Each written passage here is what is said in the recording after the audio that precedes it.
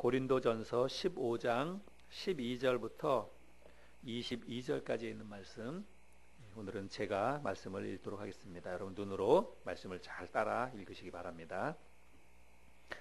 그리스도께서 죽은 자 가운데서 다시 살아나셨다 전파되었거늘 너희 중에서 어떤 사람들은 어찌하여 죽은 자 가운데서 부활이 없다 하느냐. 만일 죽은 자의 부활이 없으면 그리스도도 다시 살아나지 못하셨으리라. 그리스도께서 만일 다시 살아나지 못하셨으면 우리가 전파하는 것도 헛것이요 또 너희 믿음도 헛것이며 또 우리가 하나님의 거짓 증인으로 발견되리니 우리가 하나님이 그리스도를 다시 살리셨다고 증언하였음이라. 만일 죽은 자가 다시 살아나는 일이 없으면 하나님이 그리스도를 다시 살리지 아니하셨으리라. 만일 죽은 자가 다시 살아나는 일이 없으면 그리스도도 다시 살아나신 일이 없었을 터이요. 그리스도께서 다시 살아나신 일이 없으면 너희의 믿음도 헛되고 너희가 여전히 죄 가운데 있을 것이요. 또한 그리스도 안에서 잠자는 자도 망하였으리니 만일 그리스도 안에서 우리가 바라는 것이 다만 이 세상의 삶뿐이면 모든 사람 가운데 우리가 더욱 불쌍한 자이리라. 그러나 이제 그리스도께서 죽은 자 가운데서 다시 살아나사 잠자는 자들의 첫 열매가 되셨도다. 사망이 한 사람으로 말미암았으니 죽은 자의 부활도 한 사람으로 말미암는도다. 아담 안에서 모든 사람이 죽은 것 같이 그리스도 안에서 모든 사람이 삶을 얻으리라. 아멘. 올 한 해도 이제 꼭 한 달 남았습니다. 여러분 올 한 해 어떻게 살아오셨습니까? 잘 살아오셨나요? 다른 거 몰라도 여러분 영적으로 믿음이 조금 성장했나 모르겠습니다. 올 한 해 우리가 그리스도의 복음에 합당하게 생활하라 이런 교회의 표어를 정하고 어떻게 하면 우리가 복음 안에서 합당한 하나님이 영광을 받으시는 그런 합당한 삶을 살 수 있을까? 올 한 해 이런 것들을 우리가 계속해서 말씀을 나눴죠. 그래서 복음이 무엇인지 그리고 어떻게 사는 것이 실제로 복음에 합당하게 살아가는 것인지를 우리가 말씀을 나눴습니다. 저는 오늘 우리가 복음으로 사는 것에 관해서는 오늘 마지막 설교를 하려고 합니다. 그동안 우리가 몇 차례 어떻게 사는 것이 복음으로 사는 것인지를 말씀을 나눴는데 한번 우리가 기억을 더듬어서 제가 한번 정리를 해드리자면 날마다 자기를 죽이며 사는 것이 실제로 복음으로 사는 것이다 이런 말씀을 드렸고요. 또 날마다 우리가 이 세상에서부터 돌아서서 하나님께로 향해 가는 것이 실제로 복음으로 사는 것이다 이런 말씀도 드렸고 또 주님을 위해서 다른 사람을 위해서 나에게 있는 권리를 주장하기보다는 그 권리를 기꺼이 포기하며 사는 것이 그것이 실제로 복음으로 사는 것이다 이런 말씀도 드렸습니다. 또 우리 삭개오 얘기하면서 삭개오처럼 주님의 마음을 읽고 주님께 자기 자신의 삶을 또 가진 것을 드리는 것이 실제로 복음으로 살아가는 것이다 이런 말씀 드렸습니다. 또 세상이 말하는 그런 감각적인 사랑이 아니라 성경이 말하는 희생적인 사랑을 실천하며 살아가는 것이 실제로 복음으로 살아가는 것이다 이런 말씀을 드렸고 다른 사람을 화목하게 하는 삶을 사는 것이 복음으로 살아가는 것이다. 지난주에는 우리가 소금과 빛에 대한 비유를 통해서 소금과 빛처럼 주위 사람들에게 선한 영향력, 좋은 영향력을 미치며 살아가는 것이 실제로 복음으로 살아가는 것이다 이런 말씀을 드렸습니다. 오늘은 제가 마지막으로 가장 중요한 복음으로 살아가는 것에 있어서 빼놓을 수 없는 중요한 한 가지 이야기를 하려고 합니다. 그것은 바로 부활입니다. 어떻게 살아가는 것이 복음으로 살아가는 것인가 이런 것들을 이야기할 때 부활을 빼놓고는 저는 이야기할 수 없다라고 생각을 합니다. 왜 그러냐면 여러분 이 부활에 대해서 우리가 이야기하려면 복음에 대해서 다시 한번 조금 머릿속에 정리를 해야 됩니다. 복음이 뭐라 그랬냐면 복음은 한마디로 우리가 죄와 사망으로부터 해방되었다는 기쁜 소식이 복음입니다. 여러분 그게 복음이죠. 예수 그리스도께서 우리의 모든 죄와 우리의 모든 그 허물 그리고 죽음의 문제를 십자가 위에서 영원히 해결해 주셨다는 그 기쁜 소식, 여러분 그게 복음이지요. 그러면 그 복음을 받아들인 우리들은 내가 예수 그리스도께서 나의 모든 죄와 또 십자가 위에서 나의 죽음의 문제를 해결해 주셨다고 내가 그 사실을 분명히 믿는다면, 그 복음을 받아들였다면, 그러면 여러분 우리는 이 세상을 살아가는 동안에 우리가 죽음에 대해서 근심, 걱정, 염려가 없어야 됩니다. 두려움이 없어야 됩니다. 왜냐하면 주님께서 그걸 다 해결해 주셨다고 내가 믿는다면, 진짜로 내가 그 사실을 믿었다면 이 세상을 살아나가는 동안에 여러분 우리는 죄에 대해서 시달리지 말아야 되고, 죄의 올무가 되지 말아야 되고, 또 죽음에 대해서도 사실은 두려움이 없어야 한다는 것입니다. 그런데 여러분 실제로 그런가요? 우리가 이 세상을 살아가면서 사실은 그렇지 못합니다. 믿음으로 우리가 거룩한 삶을 살 때에는 죄에 대해서 우리가 눌림이 없지요. 그러나 우리가 그렇지 못한 삶을 살아갈 때는 또 죄책감에 시달리기도 하고 그렇습니다. 또 살아가다가 때로는 어떤 건강에 적신호가 오고 내 삶에 건강에 어떤 문제가 뜻하지 않게 생겨왔을 때 여러분 우리는 또다시 죽음에 대한 두려움, 또 근심, 걱정, 이런 것에 우리가 사로잡힌다는 것입니다. 여러분 이런 일들은 왜 자꾸 반복적으로 우리의 삶에서 일어나냐면, 왜 내가 죄에 대해서도 그렇고 또 죽음에 대해서도 그렇고 이미 주님께서 십자가 위에서 그 문제를 다 해결해 주셨는데 그 사실을 믿고 내가 구원받았음에도 불구하고 여전히 우리가 이 세상을 살아나가는 동안에 죄에 대해서도 그렇고 자유함을 누리지 못하고 죽음에 대해서도 우리가 늘 근심, 걱정, 염려, 두려움이 있는 것은 여러분 왜 그럴까요? 왜 그러냐면 부활에 대한 분명한 믿음과 소망이 없기 때문입니다. 내가 오늘 죽어도 내가 다시 살아난다, 분명히 내가 그 사실을 분명히 내 마음속에 믿고 있다면, 그것도 영원히 다시는 죽지 않는 그런 영생의 몸으로 내가 다시 살아나서 우리 하나님 아버지가 계시는 우리 믿음의 궁극인 천국에 들어가서 내가 영원히 살 것이라고 하는 그 사실에 대한 내가 분명한 믿음이 있다면, 그러면 사실 이론적으로 보면 우리가 죽음에 대해서 두려움이 없어야 되는 게 맞는 거잖아요. 그렇죠? 죄 문제도 이미 내가 해결받았다고 한다면 우리가 죄에 대해서 내가 마음속에 눌림이 없어야 맞는 거지요. 그런데 그렇지 못한 것은 여러분 다른 이유가 없습니다. 내가 부활에 대해서 분명한 믿음과 소망이 실제로 내 삶에 없기 때문이라고 하는 것입니다. 우리가 죽음에 대해서 두려움을 가지고 있다면 그것은 아직까지도 우리가 죽음을 어떻게 생각하는 거냐면 죽음을 인생의 끝으로 우리가 생각하고 있기 때문일 것입니다. 근데 여러분 죽음은 인생의 끝이 아닙니다. 성경에서는 죽음을 뭐라고 표현하냐면 죽음을 자는 것이다 이렇게 표현을 하지요. 여러분 데살로니가전서 우리 잘 아는 말씀인데 같이 한번 읽어볼까요? 시작. 형제들아 자는 자들에 관하여는 너희가 알지 못함을 우리가 원하지 아니하노니 이는 소망 없는 다른 이와 같이 슬퍼하지 않게 하려 함이라. 우리가 예수께서 죽으셨다가 다시 살아나심을 믿을진대 이와 같이 예수 안에서 자는 자들도 하나님이 그와 함께 데리고 오시리라. 이 말씀에 보면 여러분 죽음을 뭐라고 표현하고 있습니까? 자는 것이다 라고 표현하고 있습니다. 그러면 여러분 잠자는 것이 두려운 일일까요? 우리가 하루 일을 마치고 잠자리에 들어갈 때 여러분 잠자는 그 순간이 고통이고 잠자는 것이 두려우신가요? 잠잘 때만큼 편한 게 없잖아요. 잠자리에 누우면 너무 행복하지 않습니까?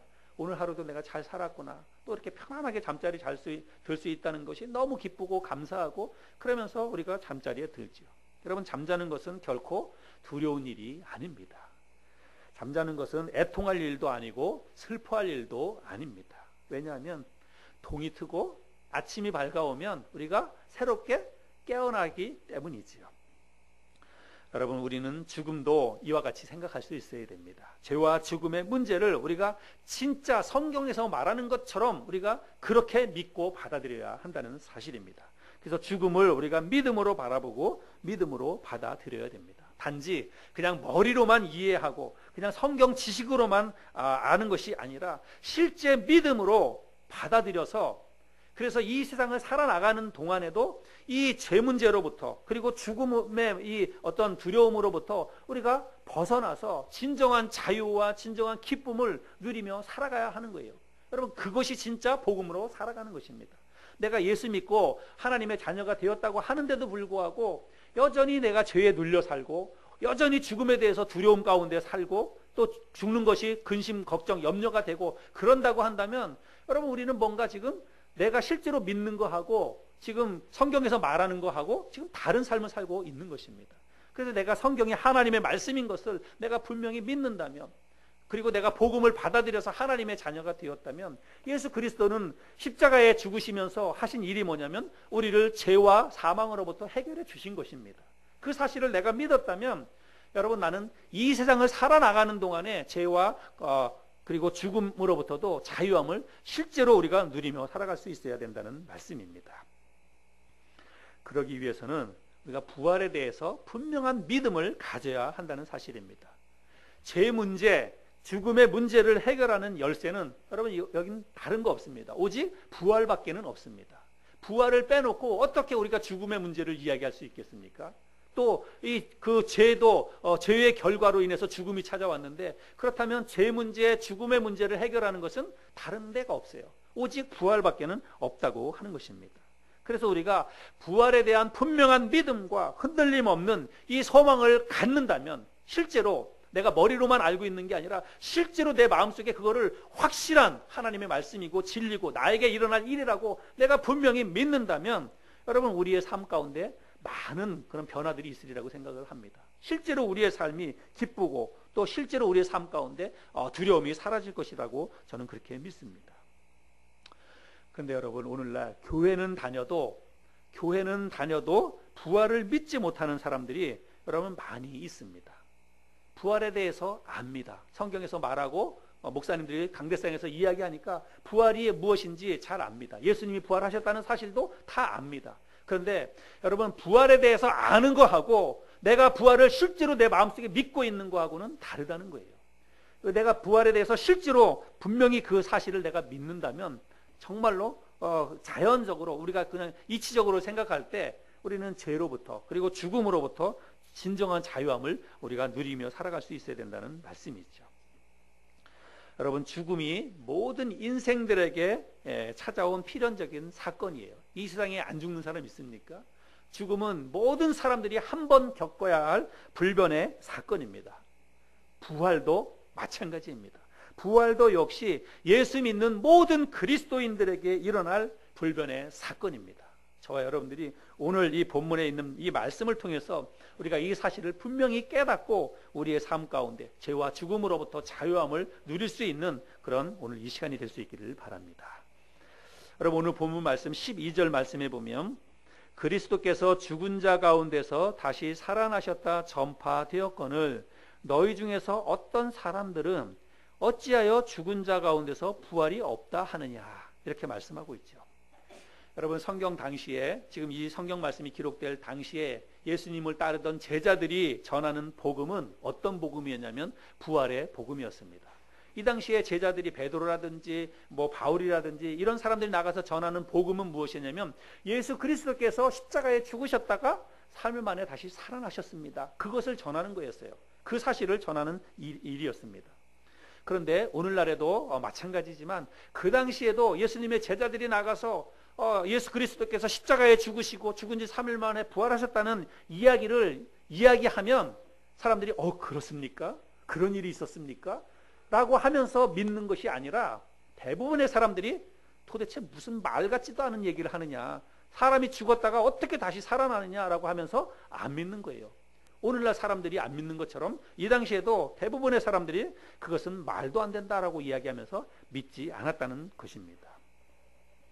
그러니까 여러분 죽은 사람이 3일 만에 다시 살아났다는 것을 내가 내 눈으로 직접 살아난 사람을 보기 전에는 여러분 이거 믿는 것은 사실은 너무나 힘든 일입니다. 어찌 보자면 그건 불가능한 일이에요. 여러분 예를 들어서 한번 생각해 볼까요? 우리 가운데 오늘 누군가가 죽었습니다. 여러분 제가 죽었다고 한번 생각해 보세요. 제가 죽으면 아마 이제 장례식을 치르겠죠. 3일 동안 장례식을 치를 것입니다. 그리고 3일 후에 화장을 하든지 뭘 할 것입니다. 그런데 3일 동안 장례식을 다 치르고 났는데 3일 후에 연락이 오는 거예요. 전화가 와가지고 목사님이 다시 살아났다고. 목사님이 살아나가지고 우리가 목사님을 지금 만나고 있다고 그렇게 이야기를 해도 여러분 전화를 받는 사람, 이 자리에 함께 있지 않는 다른 사람은 내가 내 눈으로 보기 전에는 그 사실을 믿을 수가 없을 것입니다. 여러분 그래요, 안 그래요? 예. 내 눈앞에서 실제로 사람이 죽었어요. 그 사람을 내 손으로 가서 장사를 지냈습니다. 그랬는데 그 사람이 내가 어디 3일 만에 다른 데 가 있는데 그 사람이 다시 살아났다고 누군가가 나한테 연락을 해오면 여러분 내가 가가지고 직접 가서 눈으로 보기 전까지는 여러분 그 사실을 믿는 게 이게 사실은 불가능한 일입니다. 그래서 여러분 도마만 이상한 사람이 아니에요. 도마만 믿음이 없고 다른 제자들은 믿음이 있는데 도마만 믿음이 없었던 것이 아닙니다. 예수님이 부활해서 그 자리에 왔을 때 그 현장에 있었던 사람은 눈으로 봤으니까 믿는 거예요. 그러나 눈으로 보지 못했던 도마처럼 내가 그 현장에 없었다면 여러분 사람이 죽었다가 3일 만에 다시 살아난 사실을 눈으로 보지 않고 믿는 것은 참 불가능한 일이라고 할 수 있습니다. 그래서 여러분 부활에 대해서 우리에게 필요한 것이 뭐냐면 믿음이라고 하는 것입니다. 믿음. 여러분 부활이라고 하는 것은 믿음의 영역에 속한 것입니다. 사도 바울이나 예수님의 제자들이 이 부활에 대해서 증거하다가 목배임을 당했습니다. 여러분 그들은 돌에 맞아 죽었어요. 이 예수님이 죽은 지 3일 만에 다시 살아났다고 하는 그 이야기를 전하다가 십자가에 거꾸로 매달려 죽임을 당했습니다. 그런데 그런 죽임을 당하면서도 그들이 끝까지 포기하지 않고 예수 그리스도는 죽은 지 3일 만에 부활했다라고 그들이 전할 수밖에 없었던 그 이유는 뭐냐면 부활하신 주님을 그들이 눈으로 직접 보았기 때문입니다. 예수님을 장례를 다 치렀는데 장례 치르고 나서 3일 만에 예수님께서 그들에게 나타나셨잖아요. 그들에게 왔잖아요. 그들이 모여서 기도하고 있는 그 집에 예수님이 직접 나타나셨습니다. 그리고 자기의 손과 발을 보이시면서 만져보고 도마에게도 그렇게 이야기하시고 너희들이 믿음을 가지라 이렇게 이야기를 했습니다. 그들은 부활하신 주님을 보았기 때문에 그 부활하신 주님을 그들은 목숨 걸고 전할 수가 있었던 것이죠. 여러분 어쩌면 이 사도 바울이나 야고보나 스데반 집사나 이런 사람들보다 오늘날 저와 여러분들에게 사실은 더 믿음이 필요할지 모르겠습니다. 여러분 우리는 부활하신 주님을 직접 보지 못했잖아요. 그리고 시간도 이미 우리가 2000년이라고 하는 이게 엄청난 많은 시간도 지나버렸습니다. 여러분 우리가 이 부활이 우리에게 반드시 일어날 불변의 사건임을 우리가 오늘날 믿어야 되는데 그럼 어떻게 믿을 수 있을까요? 나는 직접 부활을 보지 못했습니다. 시간도 너무나 많이 지나버렸습니다. 그럼에도 불구하고 우리가 이 부활을 믿어야 돼요. 근데 우리가 어떻게 이 부활을 믿을 수 있을까요? 두 가지 사실을 통해서 저는 믿을 수 있다고 생각을 합니다. 첫 번째는 뭐냐면 성경이 부활을 증거하고 있습니다. 그래서 우리는 부활을 믿을 수 있습니다. 여러분 성경에 복음서에 보면 예수님께서 직접 내가 십자가에 달려 죽게 될 것이다. 그러나 나는 반드시 죽은 지 3일 만에 살아나게 될 것이다. 주님께서 그렇게 약속을 하셨지요. 그리고 나중에 사도행전이라든지 아니면 사도 바울이 전하는 바울이 기록한 서신서를 보면 이 부활에 대해서 예수님이 부활하신 사건에 대해서 다 기록을 하고 있습니다. 제가 이 시간에 직접 이 성경 구절들을 다 찾아볼 수는 없지만 여러분 우리가 이미 알고 있지 않습니까? 복음서에서 예수님이 십자가에 달려 죽은 지 3일 만에 부활하신 것, 부활하셔서 예수님의 제자들에게 직접 나타났다는 것을 성경에서 다 기록하고 있지 않습니까? 여러분 우리는 성경이 하나님의 말씀임을 믿는 사람들입니다. 이 성경이 불변의 진리이고 성경에 기록된 모든 말씀은 하나님의 말씀이고 불변의 진리라는 사실을 믿습니다. 여러분 성경이 하나님의 말씀인 것을 여러분 믿으시죠? 성경이 하나님의 말씀이라고 하는 사실을 믿는다면 여러분 하나님은 거짓말을 하는 분이 아닙니다. 하나님은 허튼 소리 하는 분이 아니에요. 하나님이 기록하신 이 성경 말씀에 예수 그리스도께서 부활하셨다고 기록을 했으면 여러분 예수님은 부활하신 것입니다. 성경이 예수님의 부활을 증거하고 있기 때문에 우리는 부활을 믿을 수 있다는 것이죠.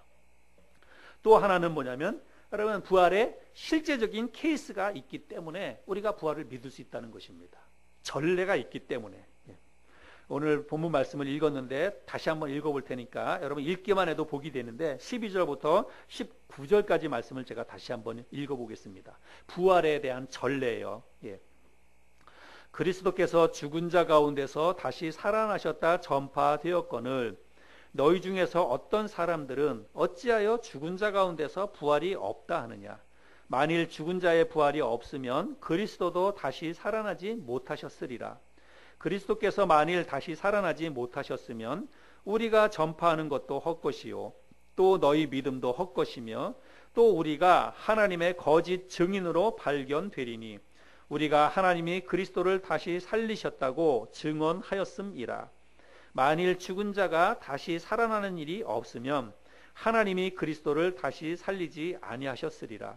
만일 죽은 자가 다시 살아나는 일이 없으면 그리스도도 다시 살아나신 일이 없었을 터이요 그리스도께서 다시 살아나신 일이 없으면 너희의 믿음도 헛되고 너희가 여전히 죄 가운데 있을 것이요 또한 그리스도 안에서 잠자는 자도 망하였으리니 만일 그리스도 안에서 우리가 바라는 것이 다만 이 세상의 삶뿐이면 모든 사람 가운데 우리가 더욱 불쌍한 자이리라. 이 말씀에 보면 예수 그리스도께서 부활하신 것에 대해서 분명하게 말씀을 하고 있습니다. 자, 여러분 예를 들어서 말기 암 환자가 한번 있다고 한번 생각해 봅시다. 말기 암 환자가 있어요.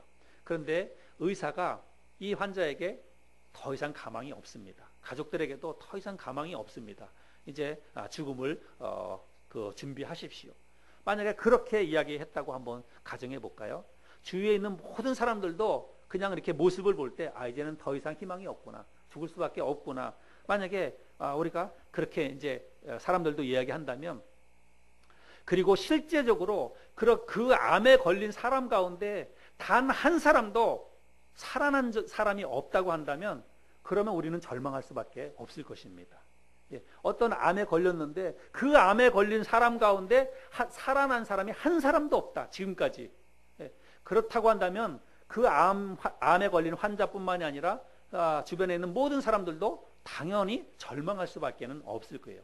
그런데 그런 암에 걸린 말기 암 환자가 의사도 죽는다 그러고 주위에 있는 모든 사람들도 다 안 될 것이다, 죽을 것이다 라고 이야기했는데, 그 사람이 그냥 뭐 식이요법이 됐든지 뭐가 됐든지 그 사람이 기적적으로 살아났다고 한번 생각해 보면, 그런 암에 걸린 사람 가운데 단 한 사람이라도 살아난 전례가 있다고 한다면, 그러면 여러분 똑같은 암에 걸린 사람이 소망이 있는 거예요. 살아난 사람이 누군가가 한 사람이 있다면 나도 저 사람처럼 살아날 수 있을 것이라고 하는 소망이 있다라고 하는 것입니다. 여러분 제 말이 맞나요? 틀리나요? 예, 맞습니다.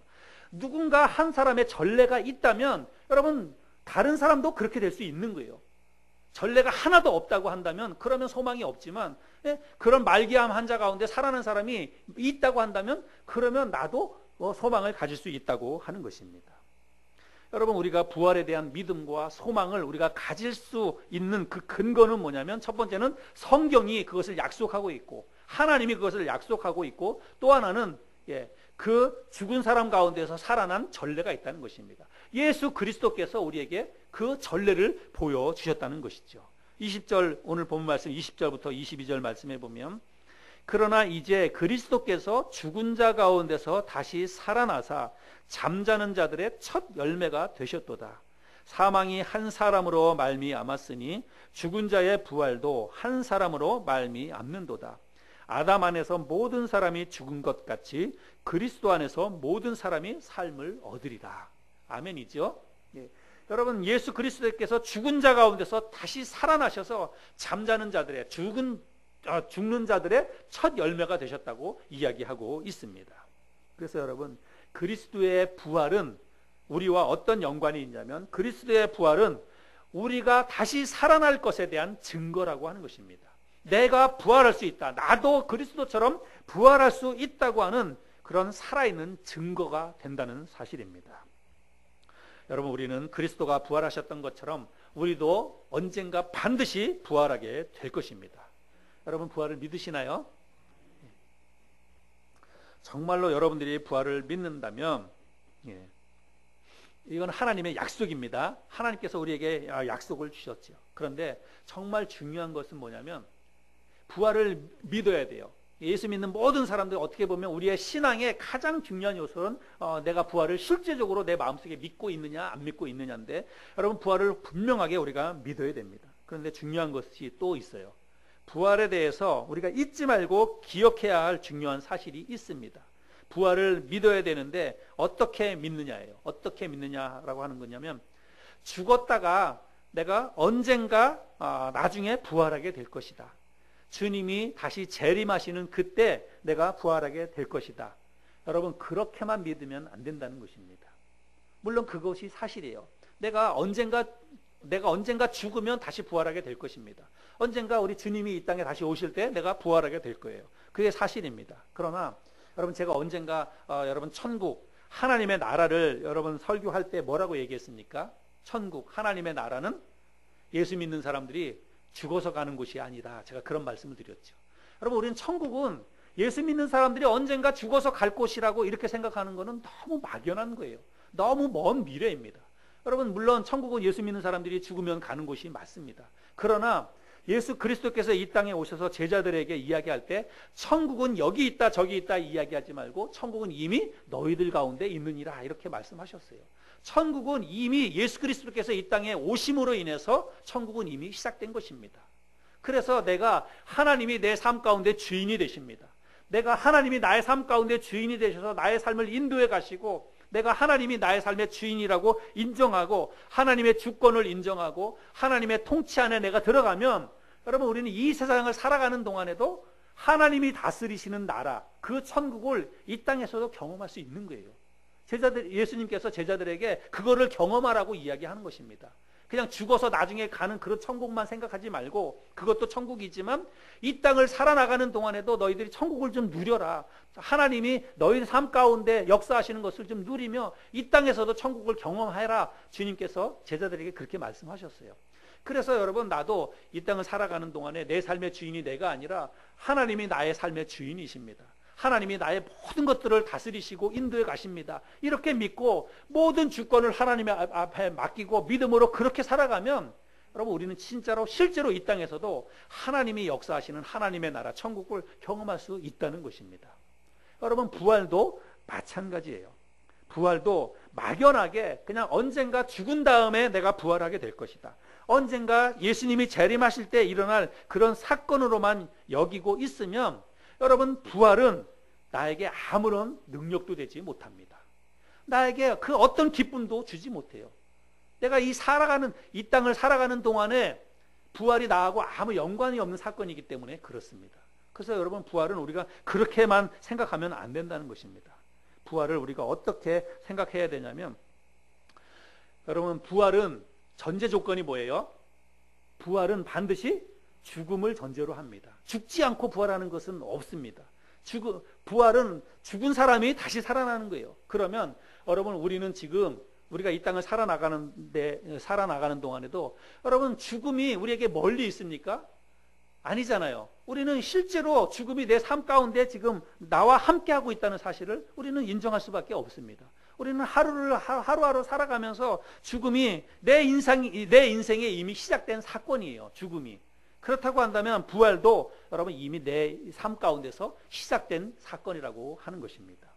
그래서 죽음이 내 인생 그냥 먼 미래에 일어날 일이 아니라 지금도 현재로 진행되고 있는 사건이라고 우리가 그렇게 믿고 받아들일 수 있어야 된다는 사실입니다. 그래서 여러분, 부활이 우리에게 진정으로 내가 이 땅을 살아가는 동안에 부활이 기쁨이 되고 부활이 능력이 되기 위해서는 정말로 내가 부활에 대한 분명한 믿음, 나는 오늘 죽어도 나는 오늘 다시 살아날 수 있다. 이런 부활에 대한 분명한 믿음과 소망이 우리에게 있어야 된다는 사실입니다. 그냥 단지 머리로만 알고 있고 지식적으로만 언젠가 부활할 거야, 이렇게만 생각하면 안 된다는 것이에요. 부활에 대한 분명한 믿음이 없기 때문에 우리가 죄에 대해서 눌림이 있고 이 세상 삶에 대해서 회의가 있는 것입니다. 오늘 본문 말씀에 보면 17절에 그리스도께서 다시 살아나신 일이 없으면 너희의 믿음도 헛되고 너희가 여전히 죄 가운데 있을 것이요, 이렇게 말씀하고 있죠. 여러분, 그리스도께서 살아나신 그 사실, 부활에 대한 믿음이 없으면 우리가 내 마음속에 죄책감이 그냥 남아있는다는 것입니다. 또 19절에 보면 만일 그리스도 안에서 우리가 바라는 것이 다만 이 세상의 삶뿐이면 모든 사람 가운데 더욱 불쌍한 자이리라. 우리가 그냥 죽음으로 내가 이 세상의 모든 삶이 끝난다, 만약에 그렇게 생각을 한다면, 부활에 대해서 우리가 실제로 마음속에 믿음이 없다면, 그러면 여러분 예수 믿는 사람처럼 불쌍한 사람들이 없는 것입니다. 우리는 다 속고 사는 것이기 때문에 그렇죠.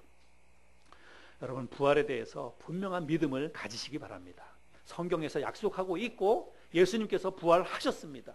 그 사실이 우리에게도 소망이 될 수 있기를 바랍니다. 그럼 부활은 어떤 거냐면, 부활은요, 믿음의 영역에 속한 것이다라고 제가 말씀을 드렸죠.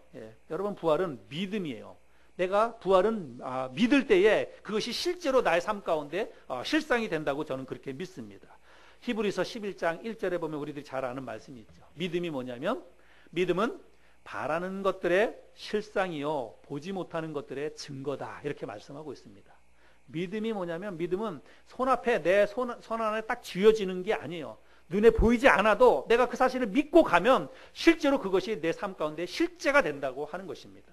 부활에 대해서 내가 분명한 믿음이 있으면, 나는 오늘 죽어도 분명히 다시 살아날 것이다, 그리스도께서 살아나셨듯이 나도 다시 분명히 살아날 것이다 라고 하는 분명한 믿음이 있으면, 여러분, 그 부활은 나에게 실상이 될 것입니다. 이 땅을 살아나가는 동안에도 실제로 그 부활이 주는 기쁨, 부활이 주는 그 마음의 소망으로 인해서 우리가 이 땅에서 죄책감에서부터 벗어나고 또 죄에 대한 두려움을 극복하고 살아가리라고 믿습니다. 저는 몇 해 전에 아내와 함께 그 장기 기증 서약서를 썼습니다. 각막 기증하고 죽으면 장기를 기증한다고, 그렇게 예를 들어서 혹시 뇌세 상태에 빠진다든지 만약에 그렇게 된다면 각막하고 장기를 기증한다고 그런 이제 서약을 했습니다. 그러니까 나중에 이렇게 보니까 운전면허증에 이제 그게 표시가 되더라고요. 그래서 운전면허증에 보면 장기 기증 이렇게 이제 동그랗게 표시가 이렇게 되어 있습니다. 저하고 제 집사람이 그 서약서를 쓰고 난 다음에 우리 유리하고 다우리를 불러놓고 언젠가 그 얘기를 했습니다. 너희 아이들이 알아야 되니까, 언젠가 우리가 갑자기 죽고 나면 아이들이 장례 이제 상주가 돼서 장례를 치를 텐데 모를 수 있잖아요. 미리 알려주지 않으면. 그게 다 얘기했어요. 그래서 엄마 아빠는 이제 장기 기증을 하기로 했다, 이렇게 이야기를 다 해서 아이들도 이제 다 그 사실들을 알고 있습니다. 근데 나중에 보니까 그때는 잘 몰랐어요. 그때는 잘 몰랐는데 나중에 보니까 시신 기증하는 것도 있더라고요. 시신 기증. 그래서 이제 병원에 시신을 기증을 하면 연구 대상으로 쓰거나 이제 그렇게 하겠죠. 그래서 그거는 이제 따로 해야 되는 것 같아요. 장기 기증하고는 조금 그런 다른 것 같습니다. 그래서 이제 집사람하고 이야기해서 나중에 이제 시신 기증을 하기로 그렇게 생각을 했습니다.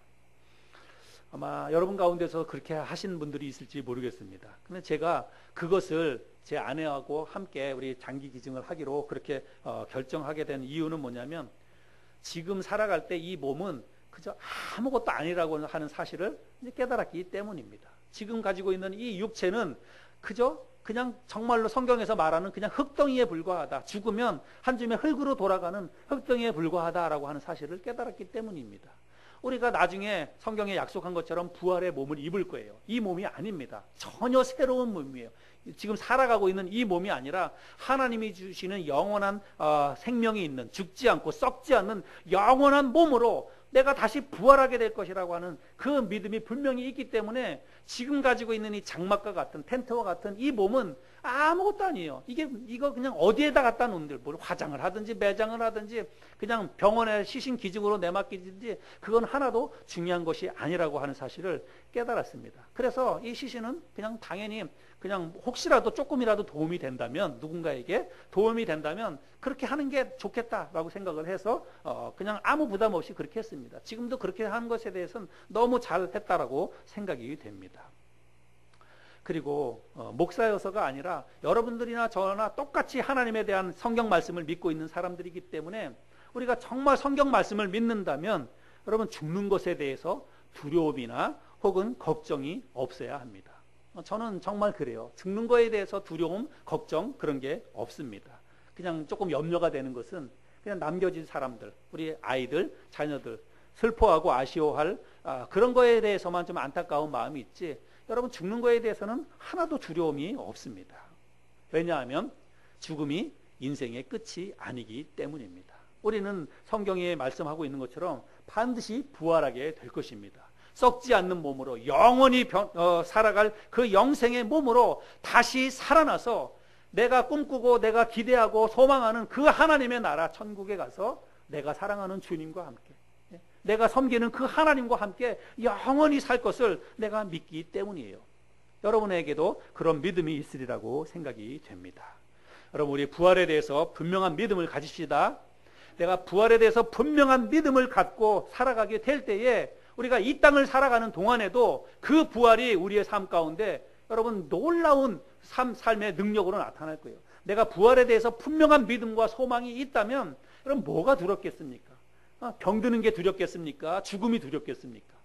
분명한 부활에 대한 믿음과 소망을 가지고 날마다 죄로부터 또 사망의 두려움으로부터 벗어나서 기쁨으로 하루하루를 살아가는 저와 여러분이 될 수 있기를 바랍니다. 여러분, 실제로 그렇게 살아가는 것이 바로 복음으로 살아가는 것입니다. 저와 여러분들이 그렇게 부활에 대한 믿음을 가지고 복음으로 이 세상을 기쁨으로 살아가는 여러분들이 될 수 있기를 바랍니다.